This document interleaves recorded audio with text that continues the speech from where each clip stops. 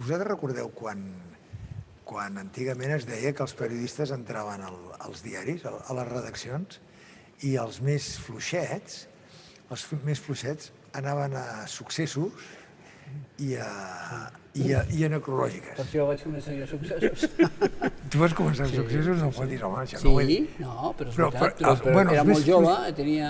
Els més fluixets no. No, digo diferent. Successos era una escola de formació. Com els que érem de comarques, començàvem a la premsa local. Però era una escola per escriure, entenc jo, estil com s'escriu ara al Twitter, no? Amb 14 paraules, perquè, clar, la necrològica són 14 paraules. La necrològica sí. Però, bueno, és una altra cosa que els Successos. Però Successos, molt difícil de fer bé, no? Sí. Martí Gómez és un gran mestre d'això. Sí. La veritat és que sí. Escolta'm, avui, Jordi, moltes gràcies per venir a la tertúlia. Moltíssimes gràcies. Avui contem per primera vegada amb aquesta tertúlia, encara que és la tercera edició, però bé, és fàcil. No és fàcil que poder-te comptar amb nosaltres, malgrat que n'havíem parlat fa molt de temps, que poder comptar a l'Acadèmia Catalana de Gastronomia amb un esmorzar, havíem dit, serà un berenar, amb el director de La Vanguardia. Imagina't si fa temps que n'havíem parlat, que seria el nou director de La Vanguardia. Sí, encara no ho era, quan ho vam parlar. Encara no ho eres, quan ho vam parlar, fa uns quants mesos. Tu, Jordi, ets periodista, vas donar classes a la universitat, recordo que has estat uns quants anys fent de col·laborador amb ràdio i televisió, i recordo que fa 29 anys em vas dir una vegada que havies començat a treballar a La Vanguardia. Sí, al 92, amb els Jocs Olímpics. Amb els Jocs Olímpics. I has entrat i sortit de La Vanguardia en diverses ocasions, has anat, diguem-ne, has viscut la comunicació des de les dues bandes, des del periodisme actiu a la redacció i després també des del món... Des de la comunicació corporativa. I finalment has retornat a La Vanguardia i has acabat sent director, el qual deu ser una experiència vital interessant, no solament des del punt de vista de començar en la redacció i acabar en la direcció, sinó que també has passat per un bucle molt potent, que és el de llançar amb potència i acabar liderant, i ho dic des de la potència que dona dir-ho en el dia d'avui, que el Comscore us ha donat el lideratge absolut a Espanya amb l'edició digital, perquè tu vas ser d'alguna manera la persona que va portar la eclosió del projecte de La Vanguardia Digital, no? I aquesta és una de les raons que avui en podem parlar, però que avui d'alguna manera ets una persona rellevant perquè en parlem, de la transició del digital al paper i de tot el que això està comportant en el món de la comunicació. Doncs bé, moltes gràcies per estar aquí. Estic encantat i a més aquestes sessions permeten parlar de la feina que fas, poses en dubte, reflexiones i som molt d'agrair perquè després hi ha intervencions del públic que comenta coses i va molt bé, perquè repenses una mica sobre la teva feina, que va molt bé. I també bé, i com a moderador després convidat, perquè després una mica posi ordre amb el que parlarem, doncs hem convidat en Francesc Marc Álvaro, una persona referent, periodista també, i referent en el món de l'anàlisi i del columnisme, diguem-ho així, polític al nostre país, un coneixedor en profunditat de l'actualitat política de Catalunya i d'Espanya, escriptor, ha escrit un llibre de referència darrerament del moment polític que vivim, del procés amb l'assaig general d'una revolta, professor en actiu de la Universitat Ramon Llull, i Premi Nacional de Periodisme i Premi Ibáñez d'Escofet.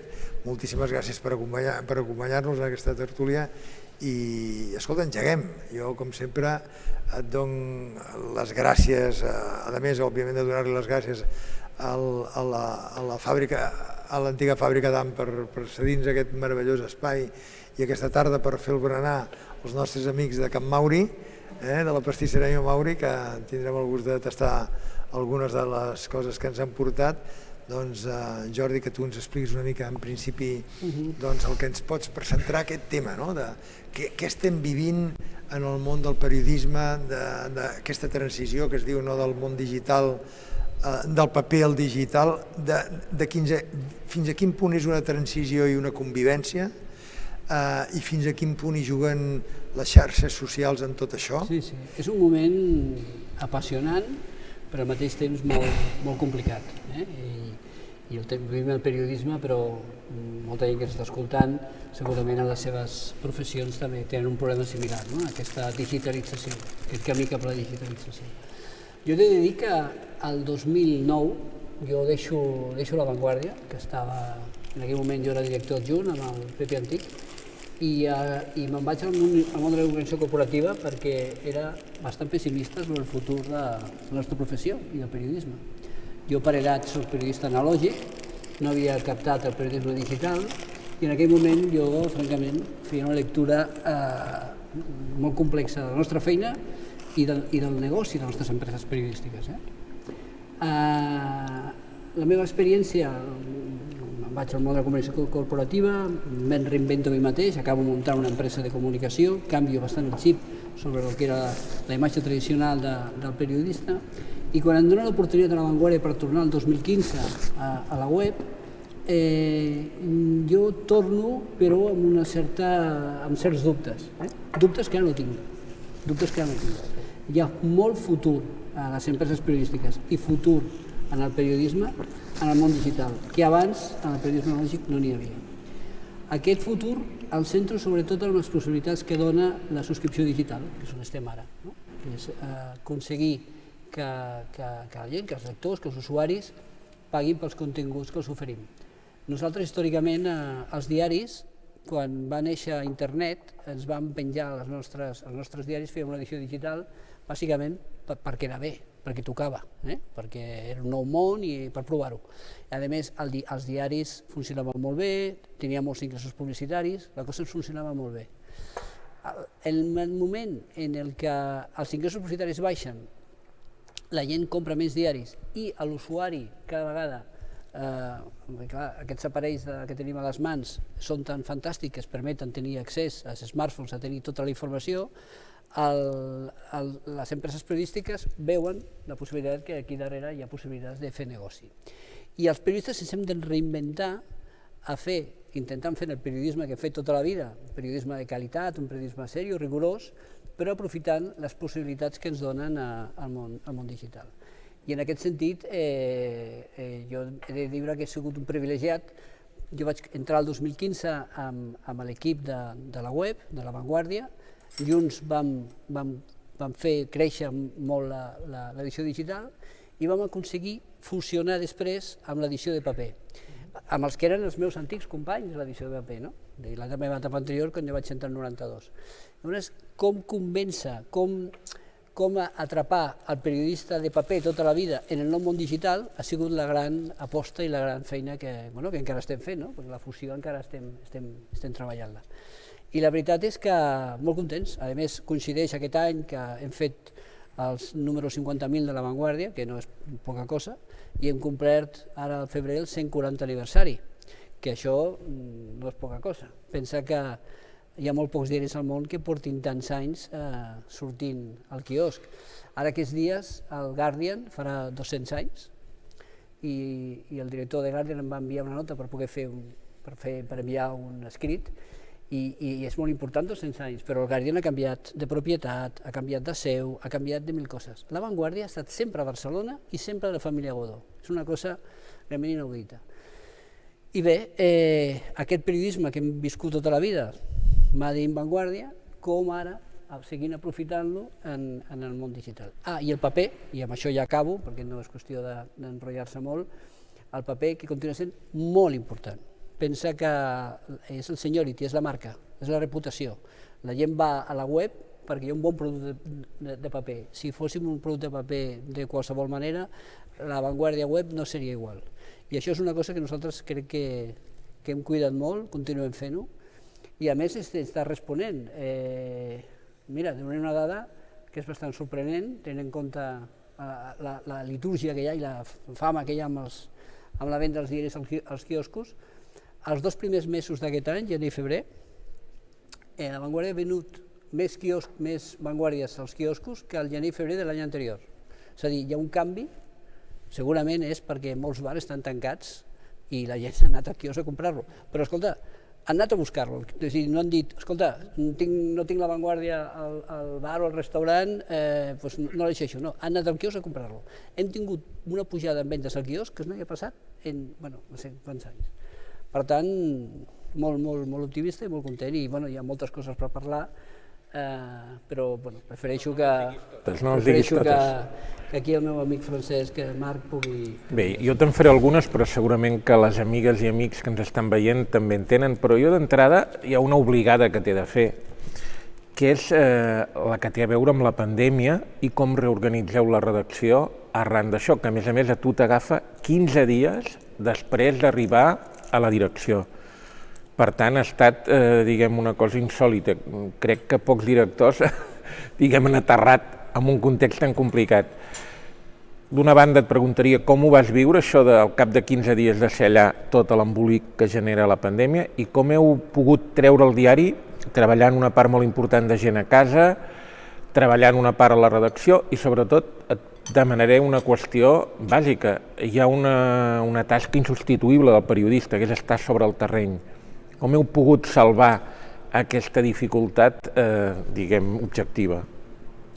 La veritat és que si a mi abans em diguessin et farem director del diari de La Vanguardia i al cap de 15 dies la gent anirà a casa seva, home, jo hagués dit que sí perquè soc un valent, però m'ho hagués pensat 2 vegades. La veritat és que ho hem fet perquè, primer, la professionalitat de la gent ha respost molt bé, treballant més hores de les que tocava des de casa, i després una cosa molt important que jo crec que s'ha de destacar, que és el bon funcionament de tot el tema de comunicacions. No només la bona feina de la gent de La Vanguardia, que ho ha permès que pugui reaccionar, sinó que tenim la sort d'estar en un país que per moltes coses el critiquem, però en aquest sentit tenim una xarxa extraordinària i ha aguantat perfectament que en un moment donat mig país o 3/4 del país estava en teletreball. Ha sigut bastant complicat, encara ho arrosseguem ara, perquè la redacció encara no està al 100% treballant als llocs de treball, molts treballant des de casa, i això en una feina com és fer un diari, una web, en el que el diàleg és molt important, perquè contínuament estàs posant en dubte les notícies, quina notícia és més important, en quina secció la dones, com la titules, com l'enfoques, quina fotografia poses, quin vídeo col·loques. Tot és fruit molt del diàleg, del debat. Per això les redaccions, com veiem a les pel·lícules, són tots espais oberts, perquè hi ha molt diàleg, molta conversa, I, clar, en un moment en què això no pot ser, doncs funciones molt per converses telemàtiques, WhatsApp, però la veritat és que el resultat ha estat òptim. Jo, que sóc molt exigent, crec que, evidentment, faríem un diari millor i una web millor si estiguessin tots a la redacció. Això ho tinc claríssim. Però bé, el resultat ha estat molt òptim i jo estic molt satisfet. Ara ha sigut un repte bastant dur. T'he de fer una pregunta clàssica que sobrevola sempre que es parla de La Vanguardia, que és les diferències entre els diaris de Madrid i de Barcelona. Bé, jo crec que a Madrid són diaris que s'assemblen més a una orquestra sinfònica, tothom toca la mateixa música, cada diari, són més orgànics. A Catalunya potser no tant, o singularment La Vanguardia és un diari que s'assembla més a un combo de jazz, és a dir, es toquen coses molt diferents encara que hi ha una partitura. Com és això? És a dir, com pot ser que La Vanguardia sigui un diari que molts lectors que no són d'aquí diuen sempre hi ha sensibilitats molt diferents, hi ha una línia, però escriu gent molt diferent, cosa que a la premsa de Madrid no passa tant. A què és degut això i com és que s'aguanta? Home, és buscat, és intencionat, és a dir, nosaltres volem ser un diari molt plural, que trobis persones que pensen en posicions de dretes, d'esquerres, en el tema nacional, persones que són clarament independentistes, persones que són clarament antiindependentistes, això es pot trobar en el diari de forma habitual, i després el diari té la seva pròpia línia editorial. Jo em trobo molt sovint que jo puc defensar una opinió en l'editorial o el meu propi article i el dia següent o al cap d'2 dies un editorialista pensa tot el contrari del que jo he dit. Però penso que aquesta és una mica la gràcia de l'assumpte, que sigui el lector qui tregui les seves pròpies conclusions. Sí que és veritat que que hi ha diaris, i sobretot passa molt a Madrid, que tots diguem-ne, van en la mateixa línia, no? I era una línia... Jo darrerament, especialment algunes capçaleres, han entrat en una dinàmica molt agressiva. Ja fa temps que hi eren, no? Que estaven en aquest camp, però darrerament realment estan en una trinxera. I bé, suposo que això lliga també amb el tema que abans el Carles comentava de les xarxes socials, no? I el món del Twitter, que el Twitter retroalimenta una sèrie de persones que pensen de la mateixa manera, que segueixen les mateixes persones i van contínuament rebent la mateixa informació, i això passa en els mitjans de comunicació. És impensable que trobis potser articulistes en alguns diaris de Madrid en posicions totalment contràries, tots van en el mateix carril. Jo crec que això és... Cadascú és molt lliure de fer el que ha de fer, i jo no soc ningú per dir als diaris de Madrid com han de fer la feina, però quan abans el Carles parlava de que La Vanguardia ha estat líder a Espanya aquest darrer mes, en el 2020 va ser líder 10 dels 12 mesos, jo crec que en part ha estat perquè ho hem fet bé, però sobretot perquè diaris d'allà han deixat un espai i hem pogut entrar. Avui nosaltres, així com el diari El Paper, el 90%, 95% de l'audiència és catalana, en la web el 30% és català, el 70% és de fora de Catalunya. I tenim una entrada molt bona a molts llocs d'Espanya. Històricament és una cosa que La Vanguardia en el paper sempre havia volgut fer-ho, però que costava perquè necessitaves tenir impremtes a molts llocs d'Espanya, tenir la distribució molt ben preparada, i ara amb el món digital és tan senzill com obrir el telèfon. Llavors la gràcia de l'assumpte és intentar ser líder a Espanya sense perdre el fet de que nosaltres som catalans, estem aquí, i el nostre raó de ser és el tema català. És a dir, que aquesta combinació és important no perdre-la de vista, i això és un esforç que tenim molt clar. Deixem afegir-hi una cosa més que estava mirant precisament a través d'internet. Per mi, a més, més rellevant encara és aquesta notícia del rànquing d'avui.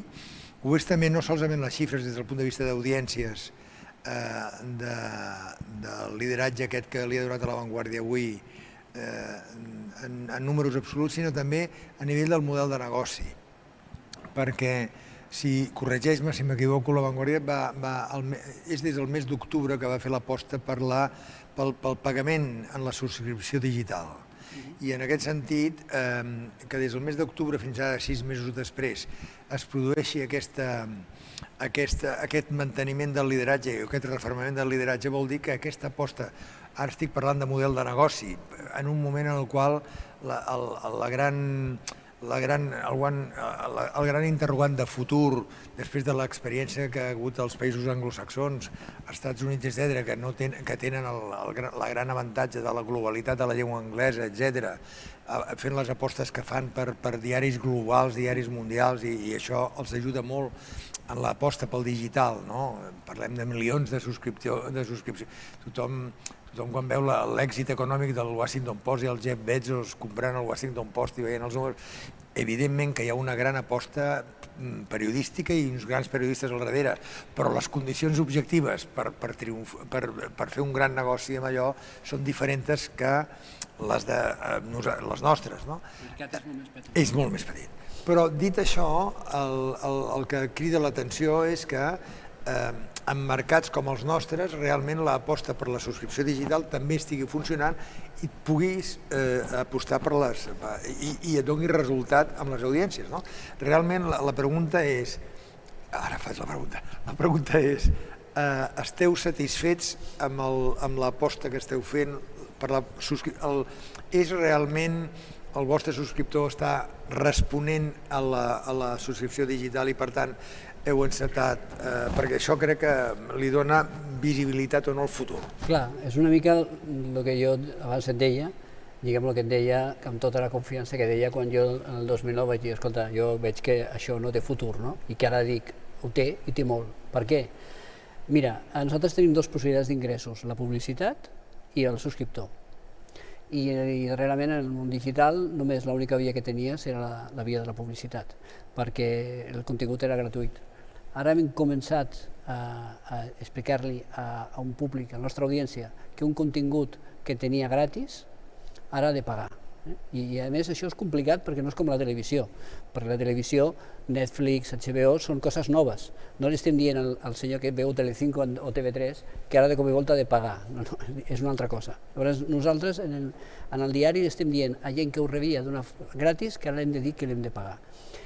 Però realment si tu fas una bona aposta informativa, i a la prova la tenim, hi ha una resposta i la gent està responent.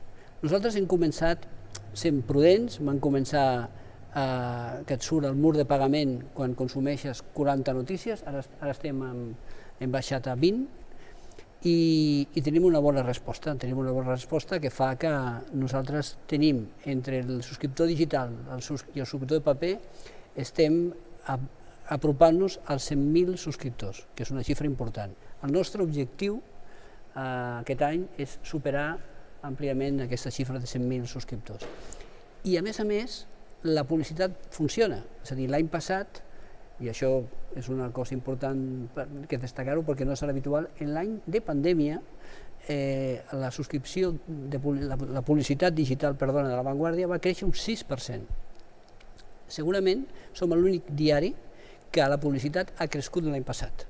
I això va ser una gran feina en l'equip comercial, però també el tirón que ha suposat l'audiència digital. En aquests moments, entre la publicitat, la nostra idea és que continuen tenint publicitat i molta, més l'opció de la subscripció, tenim un futur bastant bo, sobretot per invertir-lo en fer millor periodisme de qualitat. Al final la gent pagarà perquè tu ofereixes un producte molt millor que la competència. Si tots fem el mateix i donem les mateixes notícies, no sortim d'aquí. I la gràcia està en poder invertir. Estem invertint, juntament amb el País, ens hem quedat amb els dos únics diaris que tenim corresponsals per tot el món, perquè abans la majoria els han anat perdent, i tenim àrees, nichos, que cuiden molt, com per exemple, i aquí el tema gastronòmic, que és un canal Comer, que és un canal que estem molt orgullosos, molt contents. Estirant aquest fil que et preguntava el Carles, et vull preguntar per dues qüestions. Una, el contingut patrocinat, que és un nou concepte que no només ha introduït La Vanguardia, sinó altres mitjans, i que crec que paga la pena que ho expliquis, perquè és una nova concepció del que un es troba en un mitjà. I després, el problema o la tensió que teniu els mitjans amb les plataformes com Google i Facebook, que en molts llocs és problemàtic, hi ha hagut diferents abordatges. En aquest moment, concretament La Vanguardia, com ho veu? I quin creus que seria el futur de la relació de mitjans i plataformes? A veure, en el tema del branding content, la publicitat nativa, la tenim. El que hem de mirar, i és molt important, és diferenciar-la clarament de la informació normal. És a dir, que el lector... Si no es diferencia bé? Clar, si no es diferencia bé, clar, tenim un perill, perquè estem manipulant el lector. El lector ha de saber, quan llegeix aquella informació, que estàs parlant d'un contingut que és un contingut que està patrocinat. El que passa és que hi ha moltes maneres de fer-ho. Hi ha contingut patrocinat molt ben fet, amb vídeos de molta qualitat i amb molt nivell, que és una mica al que anem. Determinats continguts que també s'ha fet en aquesta primera fase preliminar, doncs no és el camí, i tampoc ho és que el lector no sàpiga distingir bé si això que està llegint és un article patrocinat per algú o és un article d'informació. Això és molt important, que estigui clarament diferenciat i clarament marcat. L'altre tema, per resumir-ho, perquè és llarg i costós de Google i Facebook, dir-te que nosaltres hem d'estar allà on està la gent, i molt de la nostra audiència no consumeix, no va a buscar La Vanguardia directament a la pàgina d'internet, sinó que arriba a La Vanguardia pel cercador, per Google, o perquè consulta Facebook, o perquè li arriba per Twitter. Per tant, hem d'estar en les xarxes socials, hem d'estar, si demà surt, si el TikTok hem de fer vídeos de La Vanguardia, doncs farem vídeos de La Vanguardia, i si surten noves plataformes, estarem allà. Allà on sigui el lector, estarà La Vanguardia. Ara bé, hem d'anar en compte, perquè Google i Facebook tenen una posició predominant, i tampoc pot ser que condicioni la nostra feina. Ara hi ha alguna tentació, hi ha problemes en molts llocs del món, justament perquè Google té alguns projectes que voldrien presentar totes les notícies que el lector, en lloc d'anar a buscar les capçaleres, La Vanguardia, El País, El Mundo, l'Ara, vagi directament a Google i Google li seleccionarà les notícies. Aquest és el risc que tenim. I això... Censura, no, Jordi? Perquè, de fet, també aquestes plataformes han expressat una capacitat de censurar que, en tot cas, és un filtre que és molt, en fi, molt polèmic des del punt de vista social. Imagina't que un dia decideix una plataforma que és una secció de La Vanguardia, doncs, per alguna cosa, aquell dia, diguem, no ho dona. Això també generaria un debat, no? De fet, genera. Nosaltres tenim alguns problemes amb això, perquè es poso un exemple perquè la gent ho entengui perfectament.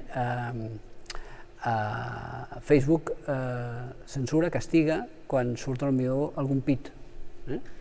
I nosaltres ens trobem algunes notícies que han publicat d'aquestes protestes que es va fer. Per exemple, tenim la notícia, tenim la notícia d'aquella rave que es va fer a Llinars del Vallès, que els Mossos d'Esquadra van anar-hi, que es va trobar una noia que es va sortir a parar als Mossos d'Esquadra amb els pits. Doncs aquella notícia la van publicar amb aquella foto. Nosaltres vam rebre un warning, una advertència de Facebook per haver publicat aquella foto. És a dir, que hem tret la censura eclesiàstica i ha vingut Google. I aleshores els companys de xarxes socials saben que a determinat contingut que donem a la web o al diari sense cap problema, quan fan el post de Facebook han d'anar en compte perquè es poden trobar que Facebook... I això significa, aquest càstig significa que potser no posteja les teves notícies i aquestes coses. És un món... es podria estendre molt, Per això t'ho preguntava, perquè és polèmic. És un món tan singular que ara jo vaig saquejant amb el meu mòbil aquí mentre parleu i parlant de subscriptors i de lectors i de... Per exemple, els joves, no? Els joves no estan acostumats a pagar per llegir res. No. I estan acostumats a estar informats, o volen estar informats, i volen estar al dia. Jo ara, per exemple, en un moment he mirat, mentre anàveu parlant d'això, els seguidors d'Instagram de La Vanguardia. 532.000. No paguen res per seguir La Vanguardia. I quelcom els expliqueu a través de la xarxa. 532.000. He mirat a través de Twitter quanta gent segueix La Vanguardia. 1.220.000. Tots ells són joves i òbviament segueixen sense... Però al Twitter sí que tens l'opció de que si cliques la notícia vas allà i és un clic. Per tant, a través també de les xarxes esteu fent una... Perquè clar, el que està clar és que la tendència de la gent jove, la cultura amb la qual creixen, escolta'm, és terriblement... No és que no vulguin... El seu ADN no està a la lectura del paper, no està pagat per estar informat i no està... Per tant, aquí s'ha d'anar avançant, sobretot en la qualitat del que llegeix. És a dir, de que llegir opinió, per exemple, una cosa és estar informat i l'altra, per exemple, és llegir opinió. Sí, sí. I després hi ha el que deia abans dels nichos, has d'entrar en llocs que potser històricament el diari no entrava, no? No entrava. Però que s'ha d'entrar, això obliga a estar molt més pendent d'àrees temàtiques que històricament no seguíem. I jo agafant el peu del que tu deies, canviava una mica el rumb de la conversa i atenent també que aquesta és una taula eminentment gastronòmica i ben servida per Mauri, no? Però en aquest cas una trobada gastronòmica, perquè això és casa de l'acadèmia, no? I que els que ens estan escoltant són membres de l'acadèmia. Jo et volia dir, i tu parlaves ara de les pàgines de gastronomia, només una reflexió al voltant d'això, que és, jo tinc la percepció, i m'agradaria compartir-la amb vosaltres, que les pàgines per exemple, tu parlaves del comerç de La Vanguardia, no? Les pàgines de gastronomia en els darrers anys, o les crítiques de restauració, o les crítiques d'això del menjar i dels restaurants, han passat de ser les pàgines d'estilos de vida, que li deien a la premsa castellana, o dels suplements s'han colat a la pàgina dels diaris, però s'han colat d'una manera que per quedar-s'hi. És a dir, en la premsa, diguem-ne, seriosa i per dir-ho d'alguna manera, ben pensant, s'hi han instal·lat d'una manera seriosa i central, i en alguns casos central, i s'hi queden. Tu t'agafes en aquests moments l'FT, un diari de referència a nivell global de la premsa més sessuda i financera i econòmica, que marca tendència, i tu t'agafes l'FT Weekend i de les pàgines més llegides n'hi ha dos. Una, la de gastronomia del final, i l'altra, un dinar que hi ha, un esmorzar, perdona, és un dinar que hi ha al lunch, que és una pàgina central. Que inclús explica el menú que hem pres i el cost. I el menú i el preu que han pagat, i el lunch with s'ho llegeix tot el sector econòmic global. I el lunch té la seva broma de què han dinat i on t'ho han dinat i no sé què. A Londres, que entre tu i jo, a Londres té un interès gastronòmic relatiu més enllà del que pugui tenir la cosmovisió gastronòmica del punt de trobada eclèctic de les gastronomies globals. Però dit això, per exemple, l'exercici que ha fet La Vanguardia en aquests moments tenint, que no tenia fa uns anys, unes pàgines tan potents de gastronomia com té en aquests moments, amb una vocació de lideratge i amb professionals que, per cert, com la Cristina Jolong, que ha sigut Premi Especial de l'Acadèmia fa 2 anys per la seva feina al davant, junt amb en Pau Arenós, del periòdico.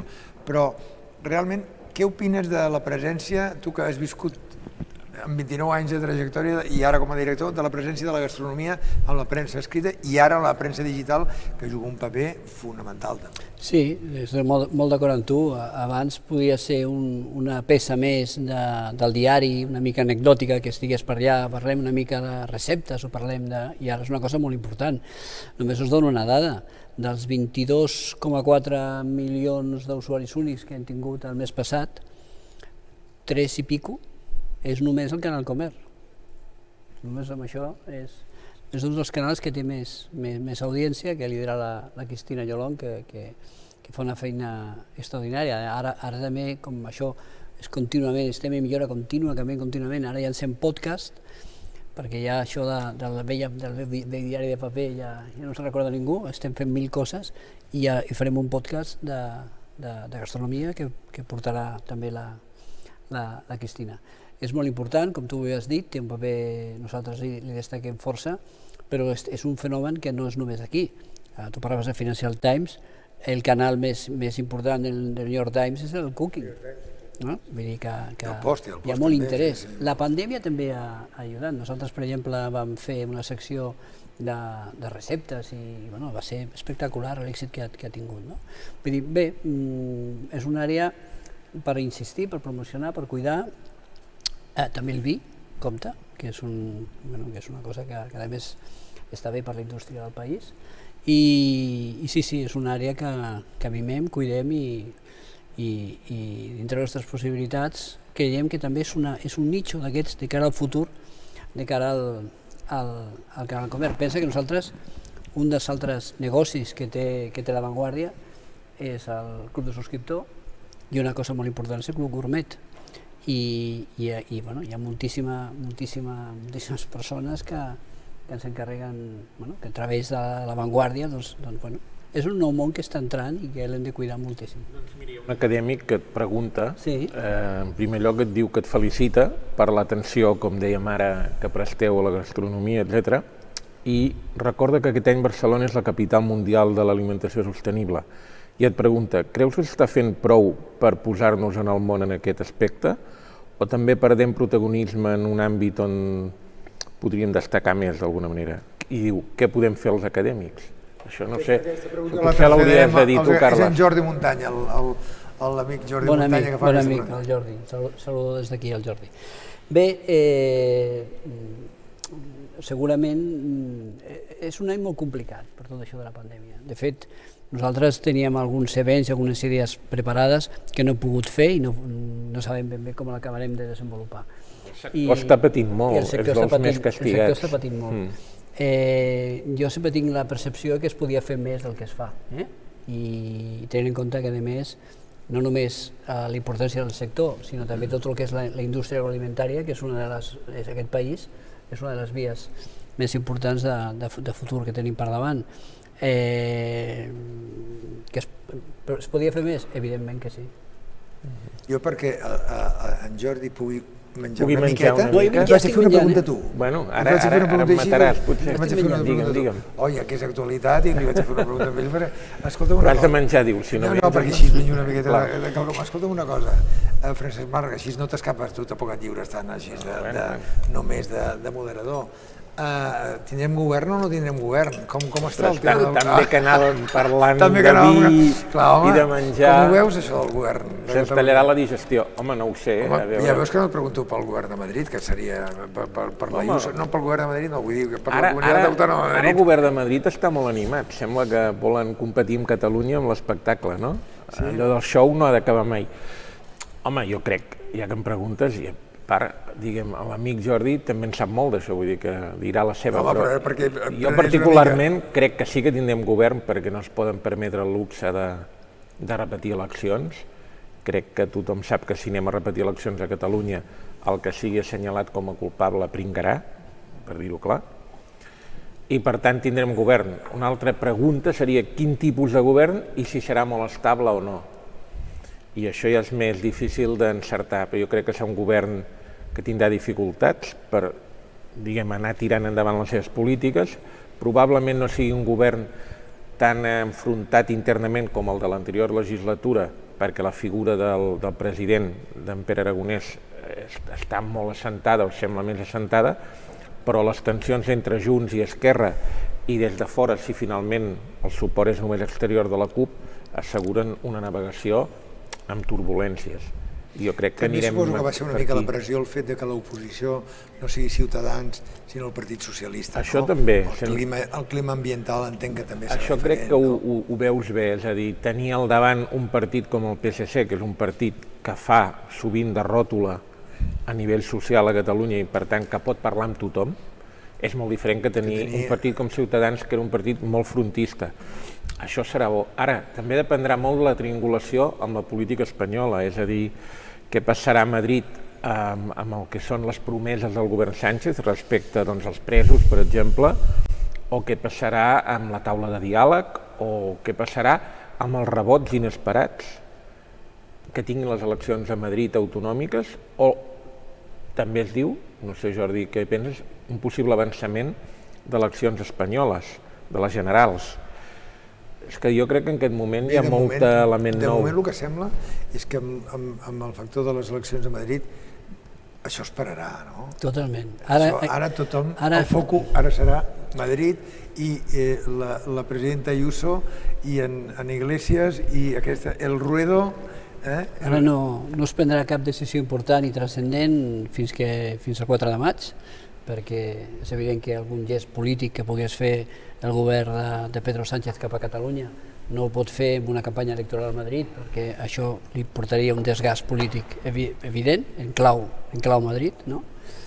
I inclús totes aquestes vies que es van obrir de possibilitats d'acords amb el PP, la reforma del Consell General del Poder Judicial, el defensor del poble, tot això també queda aparcat i jo crec que esperarem el 4 de maig a veure què succeeix.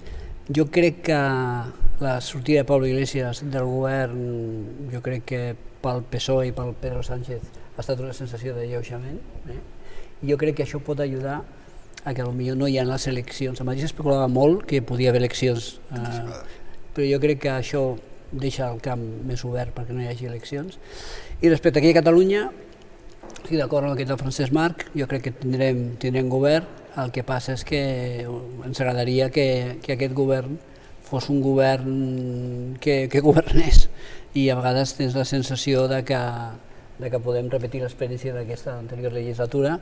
No ha començat bé la cosa, no ha començat bé perquè costa molt arribar a acords, les declaracions públiques són crítiques, la mateixa discurs de president del Parlament, Laura Borràs, menystenint la figura de l'anterior, del Roger Torrent. Hi ha un clima, no convida, jo crec que no s'ha aprofitat la idea de dir, bueno, fem un reset, comencem de zero, intentem arreglar-ho, i després la posició de la CUP, jo crec que això encara ho complica tot més, perquè la CUP va al seu ritme i jo crec que cadascú és molt lliure de fer l'estratègia que hagués fet. Jo d'Esquerra i Junts hem d'intentar arribar a un bon acord sensat, realista i sincer, i una vegada a partir d'aquí, escolta, si després ens falta la CUP, escolta, es poden buscar alternatives per tenir els vots. Però això de voler fer ja amb un ambient dels dos enfadats i enrarits i a sobre intentar introduir la CUP és molt difícil.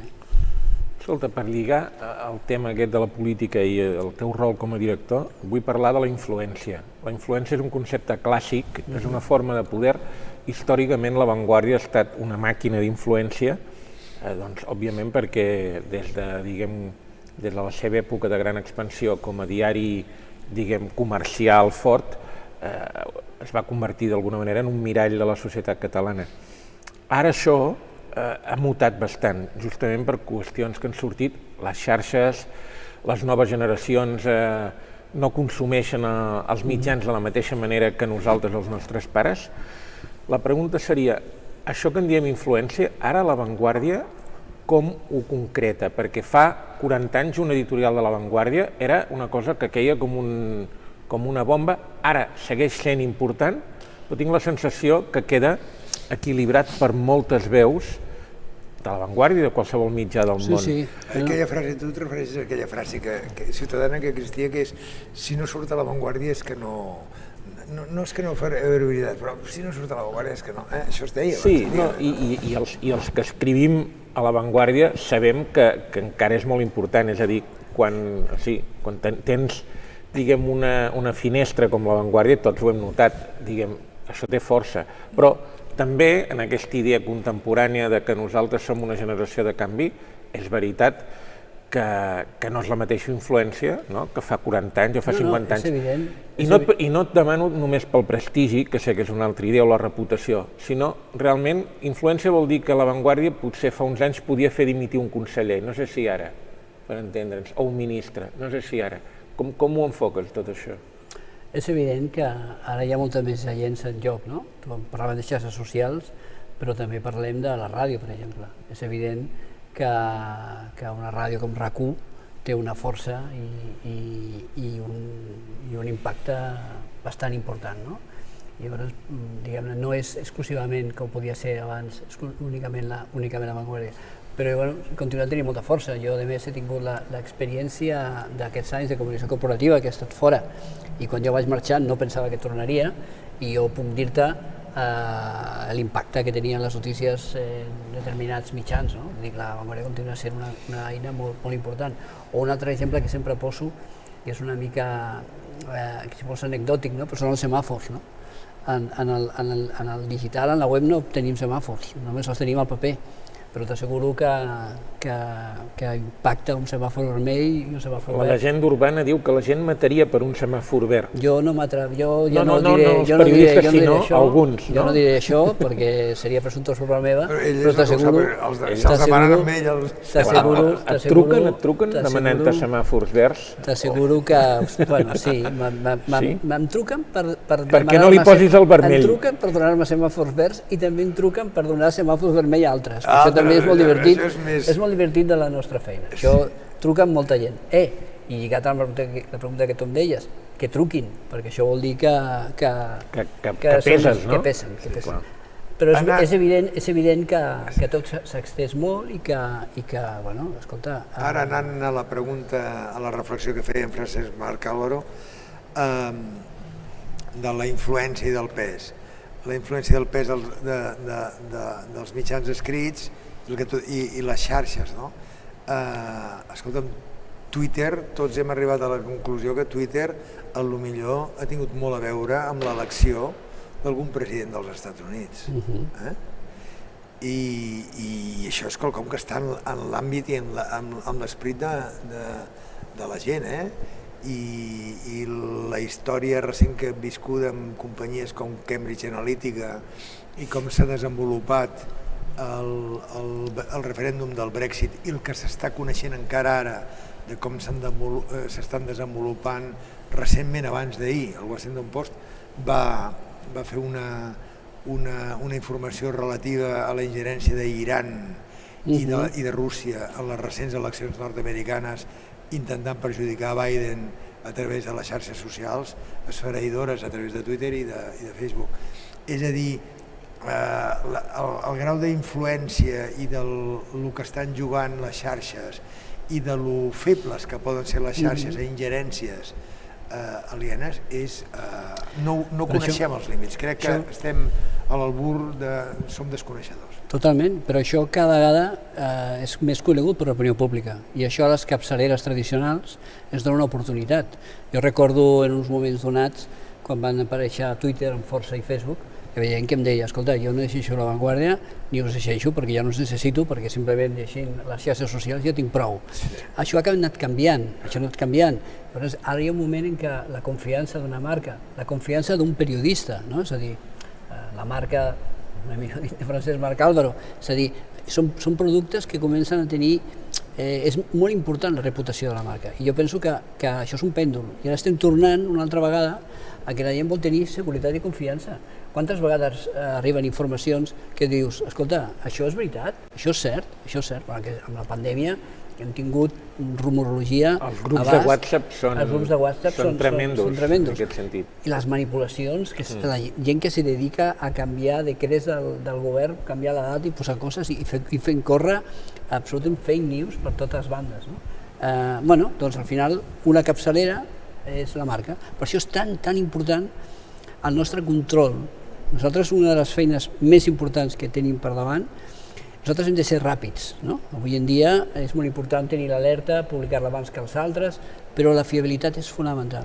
No llançar notícies falses, no contribuir a una dada que estigui malament. Això és sagrat i això és un esforç que és fonamental per a la reputació de la marca. En aquest sentit, hi ha hagut algun mitjà a l'estranger que ha decidit que els seus periodistes no tinguin compte de Twitter. Ha sigut una mesura radical. Tu com veus això? La majoria de periodistes de La Vanguardia tenen comptes de Twitter i els fan servir. I a vegades, doncs, molt bé, vull dir, amb molta gràcia. Quina visió tens tu com a director i si teniu alguna idea cara al futur sobre la gestió de xarxes de periodistes de la redacció? Nosaltres tenim un manual d'ús de Twitter, en el qual és un manual de consells, perquè el Twitter, a fi de comptes, és un Twitter personal de cada periodista, i en el qual demanem que és bones maneres i bones feines d'utilitzar-lo. Pensa que és molt fàcil que un periodista de la secció de societat expressi les seves idees polítiques molt radicals, o el redactor d'esports ho faci, i al final aquest és un redactor de La Vanguardia, i generes i és ell, perquè el Twitter és seu personal. Nosaltres intentem aconsellar, i com tot en aquesta vida, tot és a base de diàleg i de convenciment. Històricament hem tingut companys que s'han discutit en el Twitter públicament defensant idees contràries dels companys de la mateixa redacció. Escolta, deixeu el Twitter en pau, anem a fer un cafè i comenteu les vostres històries. Per això tenim aquest manual. Escolta'm, no hi ha... Segur que no hi ha tertúlia a la ciutat en aquests moments que es faci i que no es parli 2 minuts del Barça. Per tant, fins ara estaven bé. No serem l'excepció, no? Deixeu-me treure aquest tema un minut. Ara parlàvem fa un moment de com començava, si començava bé o no començava bé la legislatura de Catalunya. Deixeu-me preguntar-te, el director de La Vanguardia, com veus tu, com comença el seu mandat al nou president del Barça? Quina és la teva opinió? Hi ha dos cares amb això.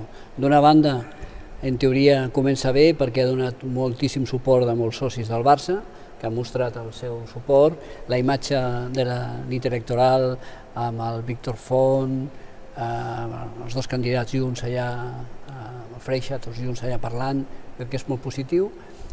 L'altra part més negativa són els problemes que ha tingut la candidatura del Jan Laporta per tancar l'aval, no? Que això ja anem a aquesta manera tan estranya que jo crec que l'hauríem de canviar. Inclús et diria, jo crec que això mereix un replantejament des del principi, no? Perquè jo tampoc crec que qualsevol soci del Barça, només aixecant el dit i dir, escolta, jo vull ser candidat del Barça, ja els mitjans tinguem que parlar d'ell com a possible candidat. Hauríem d'establir un sistema, d'alguna manera, de que tingués determinades números de signatures de socis, determinat suport per poder presentar-se, perquè aquí, al final, qualsevol diu, escolta, per evitar una certa desfilada de personatges, no? I em presento. I això és estrany. I després tot com ha sigut tot el procés, ha sigut tot molt estrany. I després al final de l'aval ha estat una cosa, vull dir que fins al darrer minut estiguessin pendents de fer-ho. Bé, la sensació que dona és que al final el president del Barça surt afeblit perquè necessita una sèrie d'ajudes, de diners, de molta gent per poder presentar-se i clar, no crec que sigui la millor manera possible. Jo crec que aquí hauria d'haver un replantejament, i això no és culpa del Barça, és de la llei que s'ha fet d'aquesta manera, de les societats anònimes, però jo crec que s'ha de replantejar d'una altra manera. En el cas de Madrid és encara pitjor, perquè pràcticament el Florentino no té rival, no? No, perquè a més em sembla que va fer pujar l'aval i tot. Va fer pujar l'aval i... Va fer pujar l'aval perquè... És impossible presentar-se, no? I deixar, no sé, jo crec que això està malament. A partir d'ara veurem. La veritat és que la situació econòmica és molt dura i serà molt difícil. S'ha d'animar a la nova Junta i desitjar-li sort perquè no serà gens fàcil el que té per davant. Qui creus que se'n sortirà... Carles, tu coneixes perfectament les dificultats de la Junta. Jordi, qui se'n sortirà millor, en Laporta o en Pere Aragonès?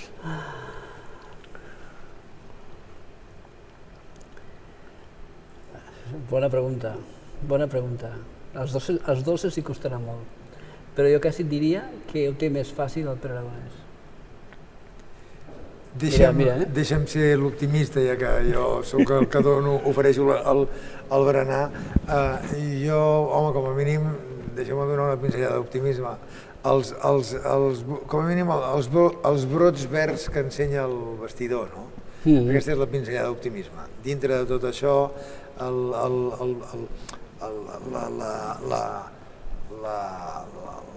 ritme que està ensenyant en els últims mesos l'equip i el Koeman, l'entrenador i la manera en què estan enfocant la temporada des de fa un parell de mesos, sembla que ens dona com a mínim la visibilitat que poden acabar bé la temporada i que en la vessant esportiva això ha donat un tomb perquè només faltaria que a més la part esportiva estés trencada i també que la feina que s'ha fet durant molts anys, no els darrers 20, no els darrers 5, els darrers 20 a la Masia doncs continua estant allà i estan sortint l'Ilaix, l'Ansu Fati i gent jove i escolta'm, per tant, escolta'm. Jo crec que una cosa és el tema econòmic, que és el gran problema que té el club, però un gravíssim problema, i l'altre el tema esportiu. Jo el tema esportiu també estic amb tu, jo crec que el Ronald Koeman ha fet una feina extraordinària perquè era un moment molt complicat. Que no ho semblava, fa 3 mesos no ho semblava, però... Ha tingut jugadors importants lesionats, ja ha tret l'equip endavant, ha aconseguit treure les armes de la pedrera, com tu deies, i després és evident que el vestidor del Barça, per les raons que siguin, és absolutament laportista, és a dir, estan amb el president a mort. Estan alineats, sí. Home, ara deies que tens moltes trucades, etc. Tu mantens un dietari de director? T'apuntes coses? És a dir, d'aquí uns anys tindrem les memòries de Jordi Juan al davant de La Vanguardia? Són dues coses diferents. Una, m'ho apunto tot. T'ho apuntes, per tant, mantens un dietari? Sí. Molt bé. 2, crec que no publicaré mai. Jo sempre crec que aquestes coses respecto molt la gent que escriu i a més està bé. Una altra cosa és poder fer algun dia, escriure alguna cosa sobre activitat periodística general, però aquells off the record, aquelles coses, moltes coses que m'han explicat i que m'han dit, me les guardo i sí, jo tinc... Home, ho dic per exemple, un senyor que va dirigir el diari El Mundo va fer un llibre sobre la seva experiència. Tu no ho faries, això? No ho faries? Val. Home, és que estem comparant, perdó, però ja estem comparant personatges molt diferents. No, hi ha altres, hi ha hagut altres periodistes que ho han fet, també estrangers, hi ha unes memòries molt famoses del Walter Cronkite, per exemple. Escolta, jo no descarto parlar, no sé, d'una forma general sobre el nostre ofici, però quan tu m'estàs parlant de... Però no explicar que el dimarts a les 5 de la tarda et va trucar no sé qui. No, i sobretot la feina interna... Escolta'm, jo tinc una pregunta... S'ha de ser molt prudent. Escolta'm, jo tinc una pregunta per vosaltres dos, ja que tu vas donar classes a la universitat i tu encara estàs en actiu. I com venen els nous periodistes? Com venen els nanos? Bueno, també ho veu en els becaris, no? També ho veus? Com venen?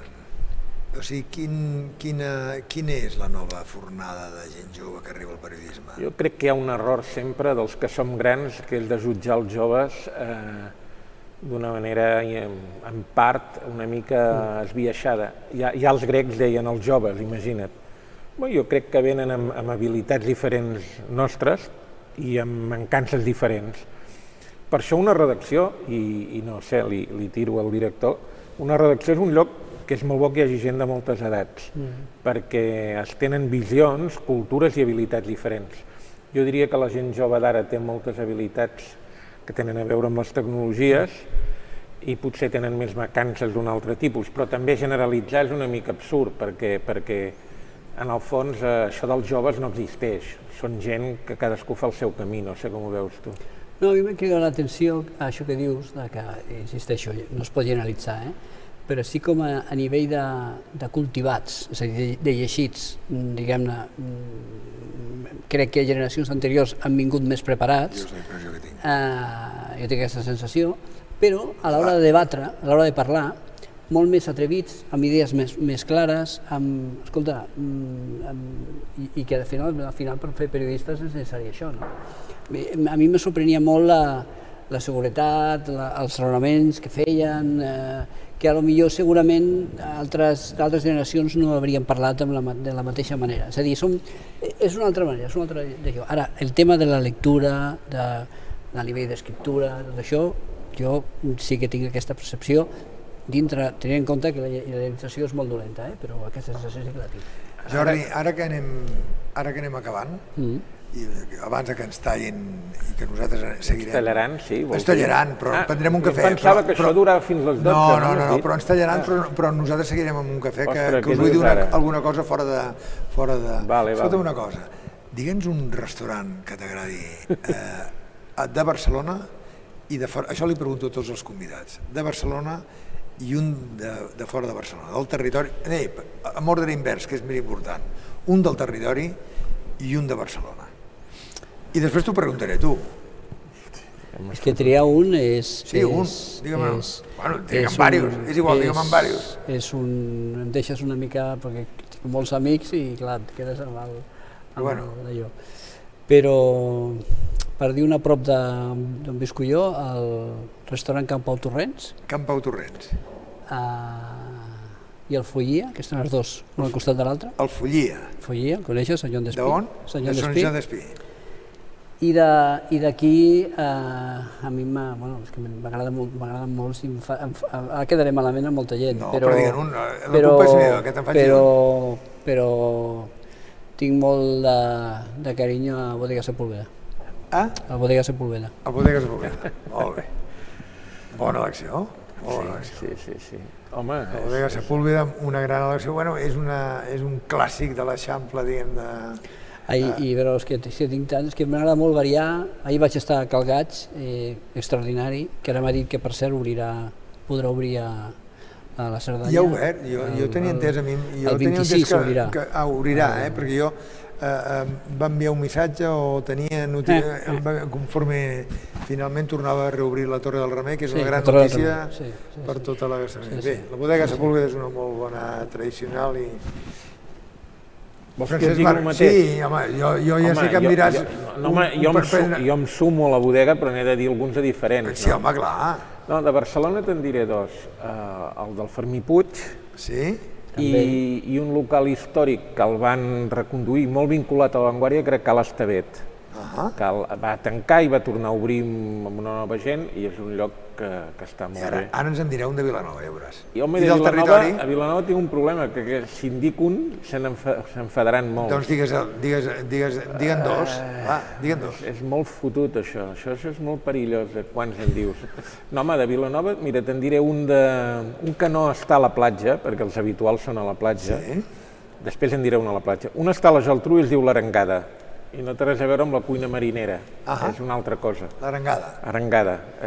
I a la platja et diré el Xiringuito Miramar, que a més de que ho fan molt bé, té unes vistes fantàstiques davant del mar a primera línia. I escolta, i pel xató quan toca? El xató, el que feia la meva mare. El que feia la meva mare. Però això ja no és a l'abast. O sigui que, no, el xató... Saps que hi ha un debat? I els acadèmics que ens vegin ens cascaran. Si el xató és de Vilanova, de Sitges o del Vendrell. El del Vendrell. Ojo. No, jo sóc ecumènic, que sigui dels tres llocs. M'és igual. Escolta'm, moltes gràcies per venir. Estic encantat. L'únic petit problema és que...